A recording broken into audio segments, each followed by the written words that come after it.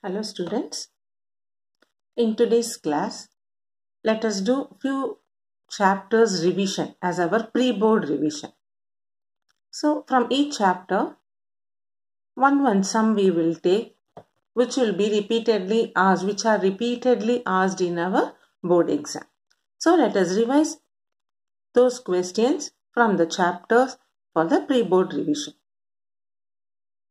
First question from the probability chapter. A box contains cards from 1 to 20. We have to find probability of prime number and we have to find probability of even number and the probability of number divisible by 4 and probability of factor of 20. So we have 4 subdivisions from the probability chapter. A box contains cards from 1 to 20. Find the probability of prime number, even number, number divisible by 4, factors of 20. So first we write 1 to 20. Prime number. What are the prime number? Probability of prime number. So first we write from 1 to 20. What are the prime numbers we know? 2, 3, 5, 7, 11, 13, 17, 19. So 1, 2, 3, 4, 5, 6, 7, 8. That is out of 20 numbers, 1 to 20, total sample space is 20. Out of 20, we got 8 prime numbers. Now 8 and 20 we can simplify in 4 table. 4 2s are 8, 4 5s are 20. So 2 by 5 is the probability of the prime number for the cards 1 to 20. Next we have to find probability of even number. What are the even number? 2, 4, 6, 8, 10 up to 20. So half of that, which is 10 number out of 20, which is 1 by 2. Next, probability of number divisible by 4. Divisible by 4 is 4, 8, 12 up to 20. So up to 20 means 5 numbers. 5 by 20, which is 1 by 4. Then, factor of 20. Probability of factor of 20. Factor of 20 is 1 20s are 20. 2 10s are 20. Then in 3 table it will not go. 4 5s are 20. So 1, 2, 3, 4, 5, 6. 6 by 20. So 6 by 20 in 2 table when we simplify. 2 3s are 6. 2 10s are 20. So whatever the probability sums they give, you should understand what question they are asking. You have to sort it out. You have to write the numbers and count. And the total number, total sample space is the denominator. What probability they ask, that will become your numerator. And if you find any common factor, you can simplify, or like that, you can leave it. Now let us do one more sum.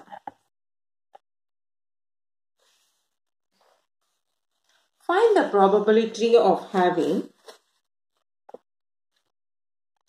find the probability of having, here also we are going to have 2 subdivision. One is 53 Sundays in a leap year. And the second part is 53 Thursdays in non-leap year. So we are going to have 2 parts. Find the probability of having 53 Sundays in a leap year and 53 Thursdays in a non-leap year. So the sum we are discussing one with the leap year. You know leap year means how many days we will be having? 366 days. In non-leap year we will be having 365 days. So let us start doing first A subdivision. In the A subdivision, it is given leap year. Therefore, number of days in a year is 366. This is our total sample space denominator.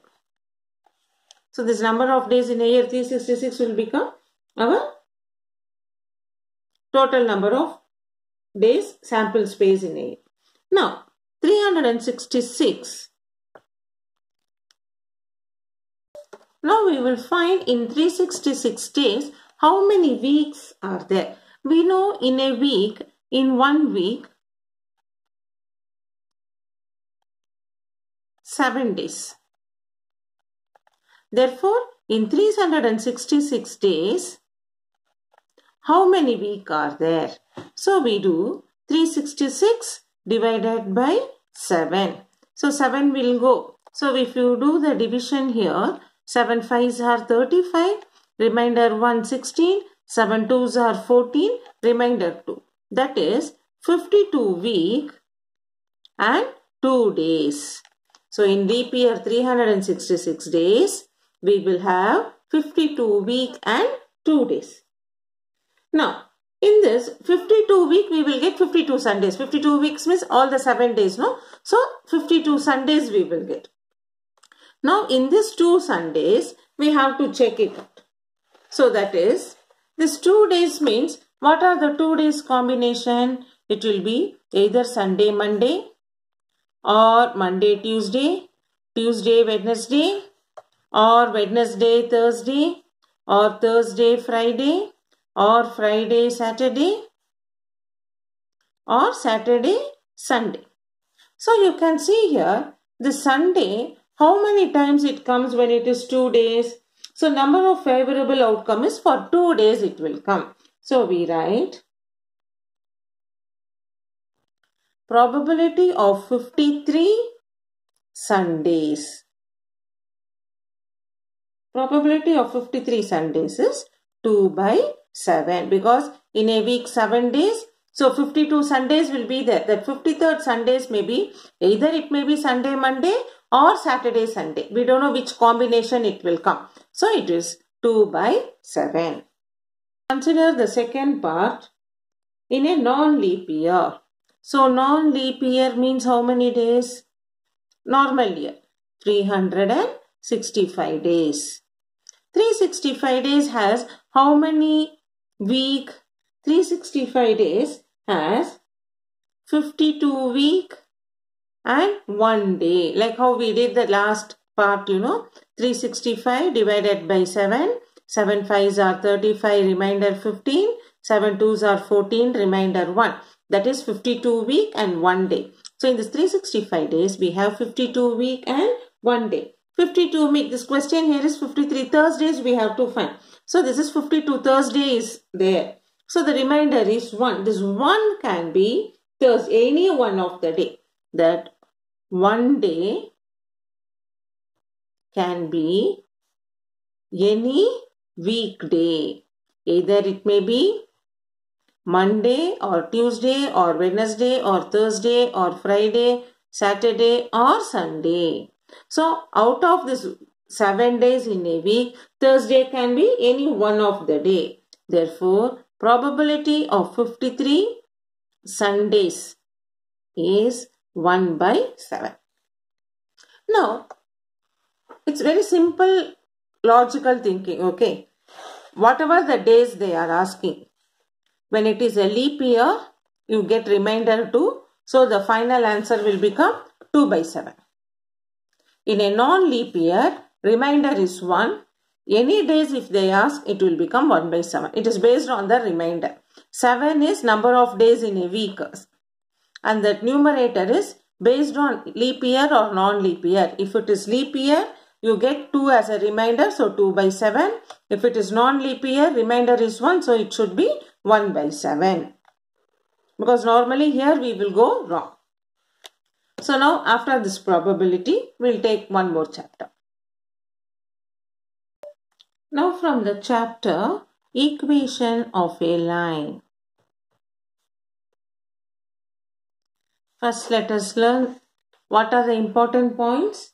In this equation of a line, we have to find what we mean by a slope. Slope is m. M is equal to y2 minus y1 divided by x2 minus x1. Then we have parallel lines and perpendicular lines. Then we have a condition of parallel lines. In parallel lines, the slope m1 should be equal to m2. And for perpendicular lines, we get product of m1 and m2 should be minus 1. So in the equation of the line, the slope is y2 minus y1 divided by x2 minus x1. And condition of parallel lines means both the slopes should be equal. And for the condition of perpendicular lines, the product of the slopes should be minus 1. Next we have equation of a line. In the equation of a line, using that, let us do few problems now. First question. What is the value of y? What is the value of y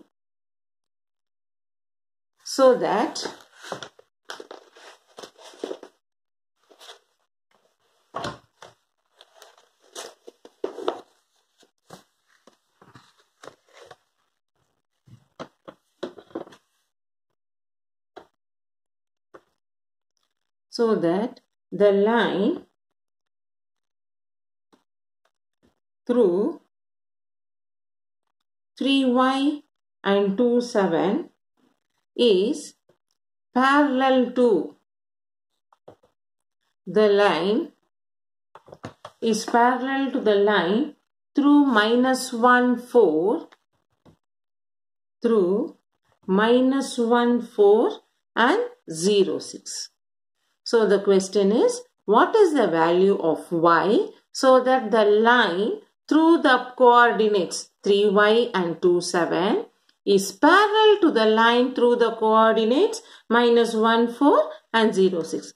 Parallel means what we learned, both the slopes should be equal, m1 equal to m2.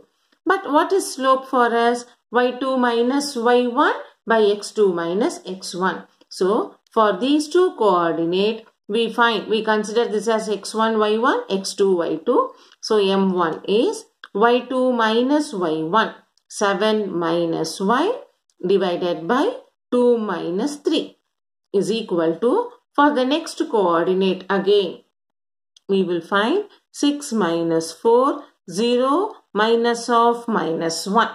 So this will become now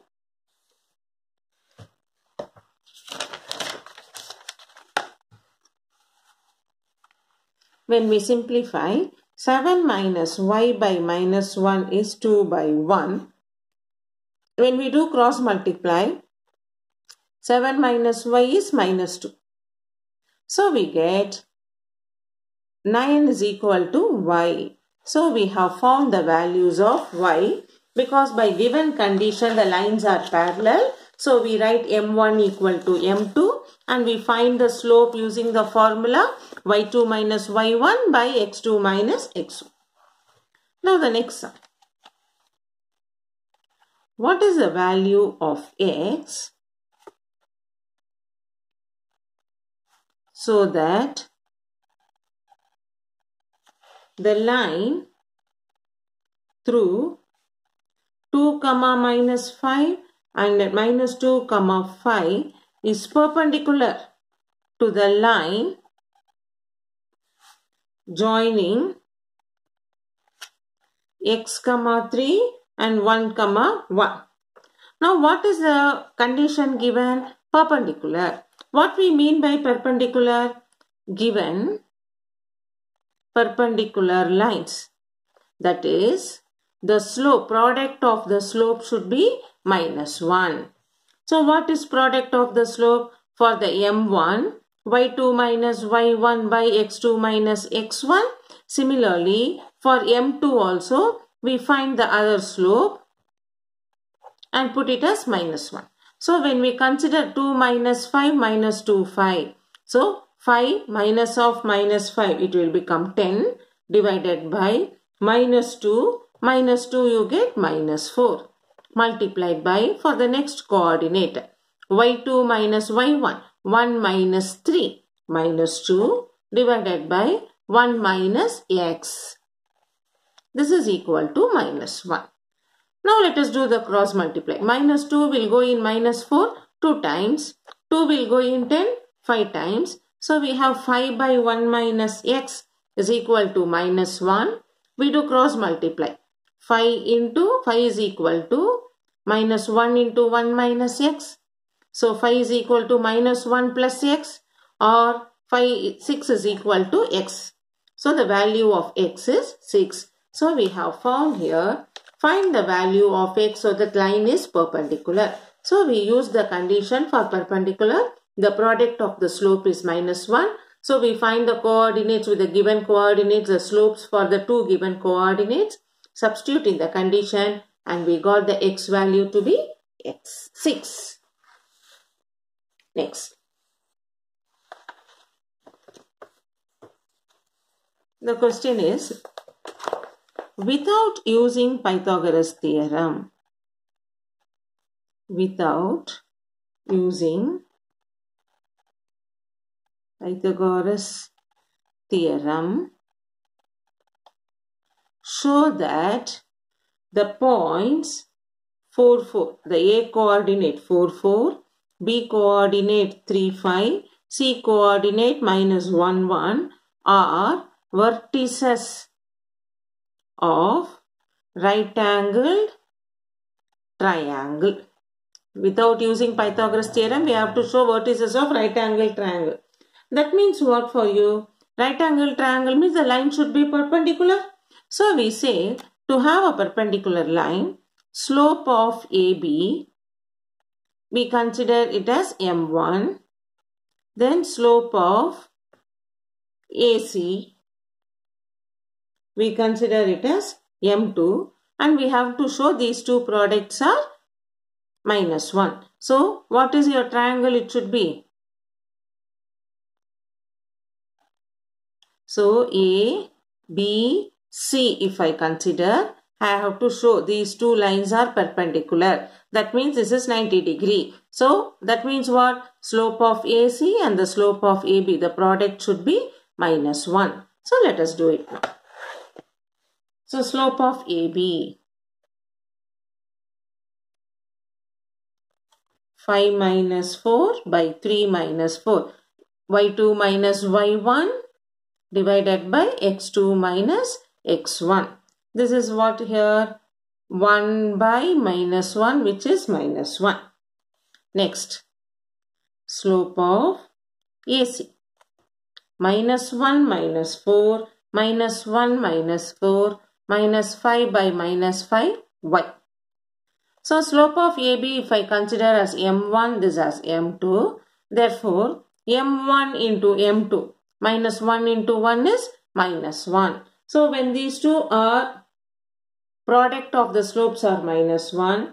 So AB is perpendicular to AC. That is why it has become minus 1. So when it is perpendicular, we say, therefore, points A, B, C are vertices of right angled triangle. Okay. So, without using Pythagoras theorem, using the slope formula, we found the slopes, product of the two slope is minus 1. That shows the lines are perpendicular. That means the coordinate of the triangle is right angled triangle. So, this is the main part, how to use it for your equation of a line. Then other important point in this line equation is slope-intercept form. We have to know slope-intercept form. What we mean by slope-intercept form? We have to say equation of a line with slope m and making intercept on y-axis is y is equal to mx plus c. So with the slope intercept form is y is equal to mx plus c. So in this, if the line passes through the origin, c becomes 0. So we need an important point now. I'll make a note for you.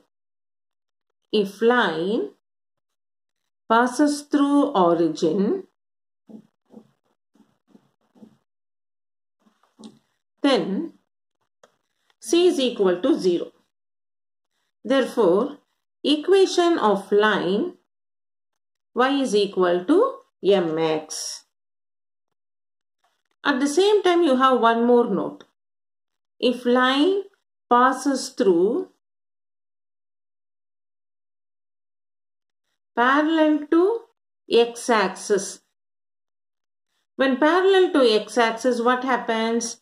M is equal to 0. Therefore, equation of line y is equal to c. So, the equation of the line becomes y is equal to c. Now, let us try to do one or two sums based on this concept now. Now, find the equation of a line that has y-intercept 4 and is perpendicular to line joining 2 minus 3 and 4 2. So in this, now find the equation of line that has y-intercept. Y-intercept and given c is equal to 4. So it's given now. Given c is equal to 4. So we have to find what is slope. Slope is minus 1 by 2 plus 3 by 4 minus 2. So what you will get? Minus 1 by 5 by 2, which we will reciprocate it and get it as minus 2 by 5. Now after this finding this, what is now? That is our y is equal to mx plus c. We have found m as minus 2 by 5. Therefore, y is equal to mx plus c, which can be written as minus 2 by 5x plus 4. So, we can make it as a complete equation now. We have y is equal to minus 2 by 5x plus 4. When we take LCM, this will become minus 2x plus 4 5s are 20 by 5. Cross multiply, 5y is minus 2x plus 20. Or take it everything to other side, 2x plus 5y minus 20 equal to 0. This is the equation of the line. So by finding the LCM, transposing to other side and simplifying, and we are getting equation of a line. The next we take section and midpoint formula. Section and midpoint formula. So this is when the coordinates are given, just you have to identify x1, y1 and x2, y2 and we will do it. So first we will do, when you have a line segment P, x1, y1 and Q, x2, y2, we will find the distance between PQ. Distance between PQ. That is any 2 points. If they ask you find the distance between any 2 points, it comes under the formula, under the root symbol, x2 minus x1 the whole squared plus y2 minus y1 the whole squared. Then next we have section formula.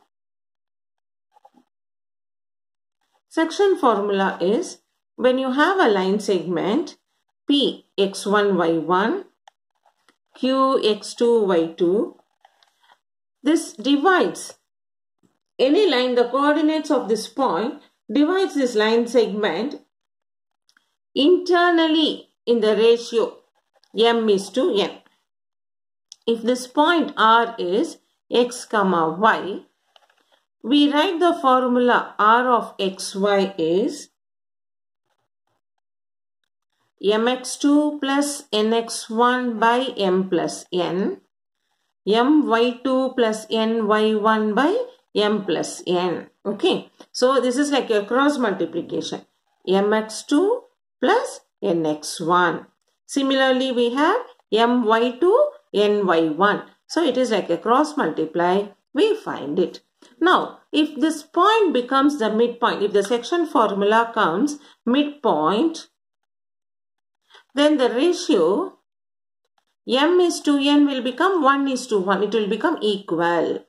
Then the midpoint formula is x1 plus x2 by 2, because mx2 plus nx1 1 no. So it will become x2 plus x1 1 plus 1 2. Similarly, this one y abscissa will become y1 plus y2 by 2. So we got abscissa and ordinate. Abscissa becomes x1 plus x2 by 2. Ordinate becomes y1 plus y2 by 2 in our midpoint formula. So using this formula, we will do one sum to finding the ratios. Find the ratio in which point minus 1a divides the joining of points a minus 5, 4, b 3 minus 2, hence find a. So now we draw a line segment. The a and b are the endpoints where the point minus 1a divides it in the ratio k is to 1. So we use our section formula. P of minus 1a is k into 3. Yeah. And 1 into minus 5 by k plus 1. Similarly, for the y ordinate, k into minus 2 plus 1 into 4 by k plus 1. Now we find these points are equal. That means x point and y point should be equal. That is, abscissa are equal, ordinates are equal. So while putting abscissa is equal, we get minus 1 equal to 3k minus 5 by k plus 1. We do cross multiply and simplify k is equal to 1. That k is equal to 1, we write in the ordinate point is equal and we substitute and we get the value of a to be 1. So in that way we have found the ratio and we have also find the value of a. Now since it is a revision part, I am not telling you that step by step we are able to do it. So I have just did a quick revision for you. So you keep practicing for the other chapters. Any doubts get clarified through the WhatsApp. So do your pre-board tomorrow nicely. And now you have one more, that GST problems. So still you have to do practice in the quadratic equation and GST and banking. Since these things and all in the previous test full length paper we have done the revision. So the chapters what we did now, section and midpoint formula, probability and this linear equation. So we have done first time the revision. So the other chapters we have already done the revision. Those videos have a quick recap and get clarified if you have any doubts. So see you tomorrow in the pre-board exam. Do well. All the best. And we will meet you in the next class with the continuity of our statistic chapter.